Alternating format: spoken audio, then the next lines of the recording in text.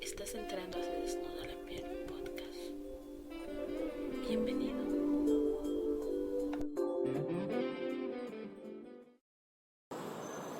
¿Quién es Oliverio Girondo? Poeta, escritor argentino, innovador, vanguardista y curiosamente nació hace 2 siglos.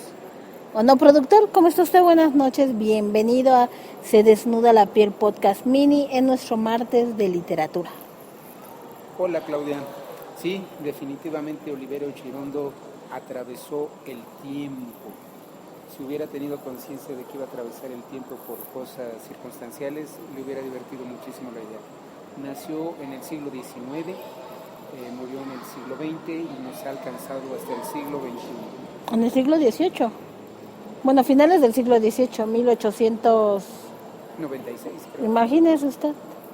Efectivamente, Claudia. Oliverio Girondo es tan importante para la literatura que yo ya le he dedicado 2 programas. ¿Cuántos programas? ¿3? 3 programas. Y en realidad es bien curioso porque hay mucha gente que no conoce su obra, lo cual a mí me causa sorpresa, profunda sorpresa he de comentarles. Y pues en realidad valdría la pena hablar de él y cuál es su influencia hoy en día. Oliverio Girondo fue el antecesor de, inclusive yo diría, a lo mejor habrá quien venga y me quiera golpear, de escritores como el mismo Julio Cortázar. Él escribió en alguna ocasión textos que tenían que ver con ese lenguaje gíglico que él nos regala en Rayuela. ¿Usted qué opina de eso, productor? ¿Está de acuerdo conmigo? Oliverio Girondo nació el 17 de agosto de 1891 en Buenos Aires, no en el 96, mala idea. Mira usted. Nació en el seno de una familia adinerada. Sus padres fueron Josefa Urriburu y Juan Girondo. Eso le permitió desde niño viajar a Alemania, Italia, Bélgica, España. Una cosa importante, quiero hacer una pausa, es que si es un hombre contemporáneo, ese viajar por el mundo, estar en Europa, en buenas academias, con buenos maestros, sí le dio mucha formación. Y sobre todo esa genialidad, porque sus textos siguen vigentes, tienen muchísima fuerza. Yo recuerdo mucho que se le citaba en El lado oscuro del corazón, en que el poeta recitaba a Girondo y parecía que lo estaba haciendo en vivo. Uh-huh. Vaya, que era un fabuloso argumento, pero no, la verdad es que esa poesía es increíble, es anecdótica, es muy afortunada, pero es con una pureza y una sensibilidad increíble. No le tiene miedo al ridículo, no le tiene miedo a la ironía, no le tiene miedo a la metáfora aparentemente burlona o socarrona. Sin embargo, es una poesía deliciosa. Pero bueno, seguimos, perdón por la pequeña pausa. Debido a estos viajes, parte de sus estudios secundarios fueron realizados en Inglaterra, para ser preciso en Londres, en el colegio Albert Legrand. En Francia, país que entabló amistad con el poeta Superbelli, quien le asistió a manifestaciones surrealistas. Una vez radicado en Buenos Aires, recibe su título de abogado. En 1930 recorre Egipto hasta el lago Victoria y visita Marruecos. Qué casualidad, ¿a usted le hubiera gustado acompañarlo a Marruecos? Por supuesto, o sea, era un hombre del mundo, estuvo en Londres, Francia, Bélgica, Marruecos. Viajó mucho, de hecho él no se casó hasta ya muy mayor y dedicó su vida a los viajes, ¿no?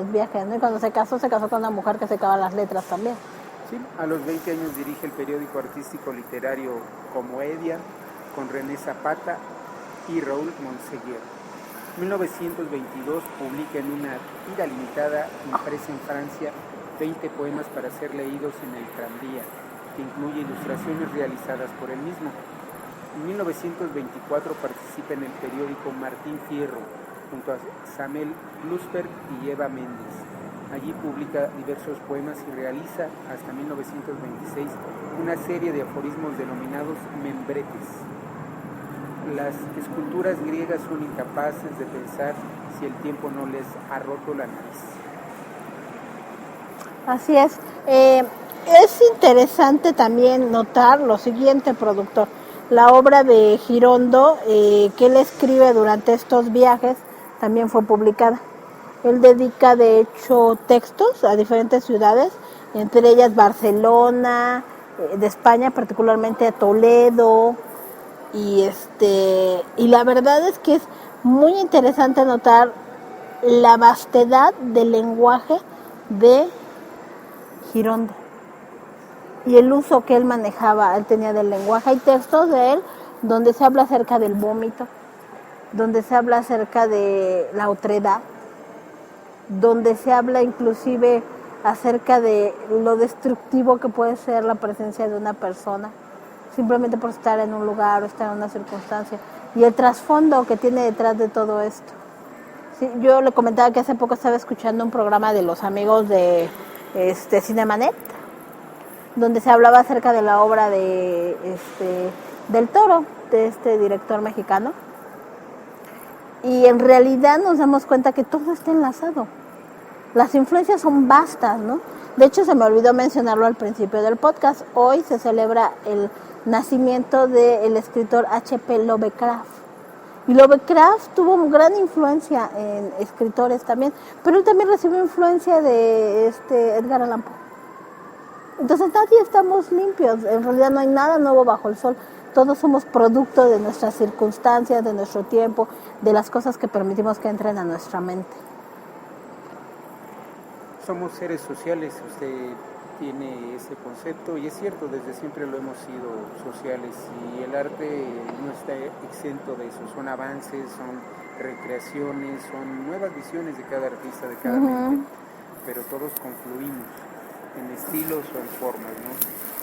Bueno, continuaba platicándoles que Girondo fue uno de los animadores principales del movimiento vanguardista allá en Argentina.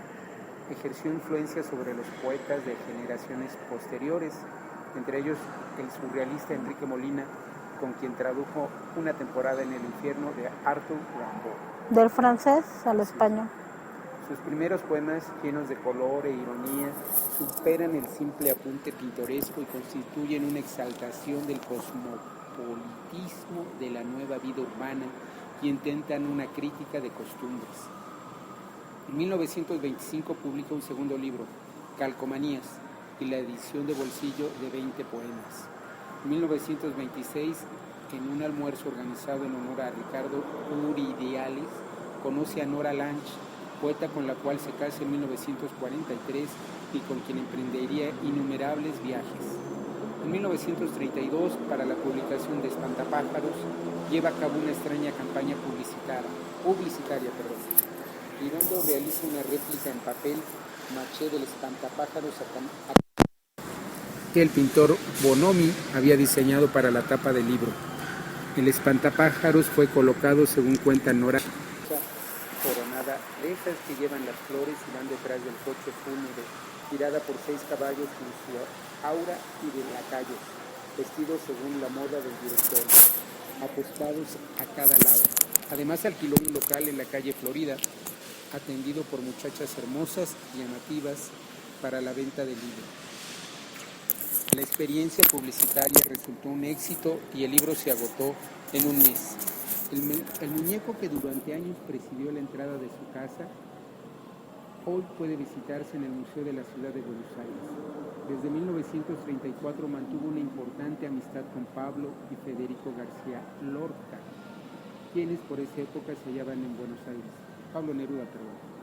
En 1937... Yo dije, ¿quién es Pablo García Lorca? Sí, no lo conozco.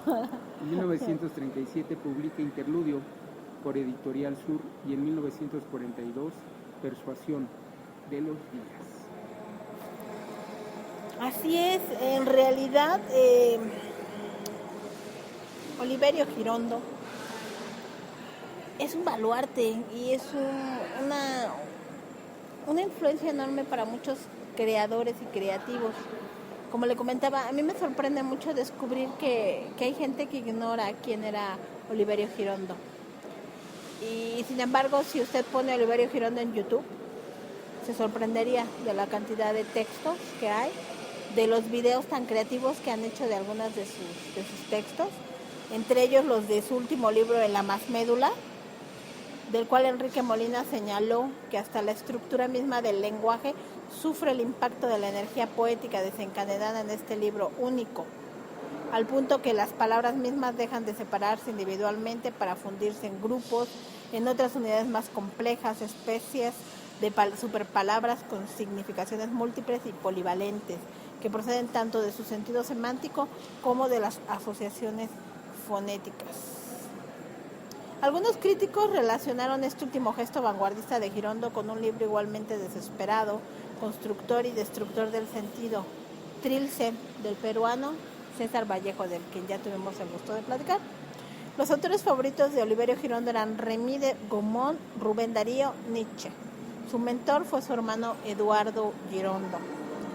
Su poesía no es fácil y menos tranquilizadora, tiene el carácter inquietante de toda exploración de lo desconocido y significa el esfuerzo de un hombre que intenta penetrar en la densidad de lo indecible para volver con su cosecha y ofrecerla como mensaje. Entre sus numerosas amistades figuraron Salvador Dalí, Macedonio Fernández, Rafael Alberti, Gómez de la Serna, quien publicó un ensayo sobre Girondo en Retratos Contemporáneos, y Aus Killer, con quien asistía a tertulias llamadas Peñas de la revista Martín Fierro. En 1961 sufre un accidente que lo deja imposibilitado físicamente y muere el 24 de enero de 1967. Un día como hoy recordamos a Oliverio Girondo, sin ser un día particularmente en especial, simplemente por el placer de recordarlo y de presentárselos y representárselos otra vez, porque vale la pena ser escuchado. Yo les sugiero buscar, les mencionaba en YouTube, o si les gusta más leer, pues les sugiero buscar la página Media Luz en internet, tiene mucha de su obra. Vean la película El lado oscuro del corazón, vean las fotografías de quién era Girondo. En el Google Maps pueden ponerle Oliverio Girondo y busquen fotografías y van a ver que muchas. También hay fotografías de sus libros, y si quieren escuchar algo más de su obra en mi voz, pues busquen el podcast. Está alojado en Poderato, está alojado el podcast, o también lo pueden escuchar desde archive.org. Amigos, un abrazo muy grande para ustedes, @pieladentro, @se desnuda la piel. Yo soy Claudia Contreras. Yo soy el Oscox, @Oscox. Exacto, y pues les deseamos lo mejor en esta noche, que sabemos que muchos andan cansados porque todos andamos con el tema de los chavitos en la escuela, pero los que no, pues aprovechen. Hasta la próxima, amigos, un beso muy grande, y les sugiero leer Espantapájaros, es mi libro favorito de Oliverio Girondo, por muchos motivos. Sin embargo, La Más Médula es todo un reto, también pueden leerlo. Que estén muy bien, chao.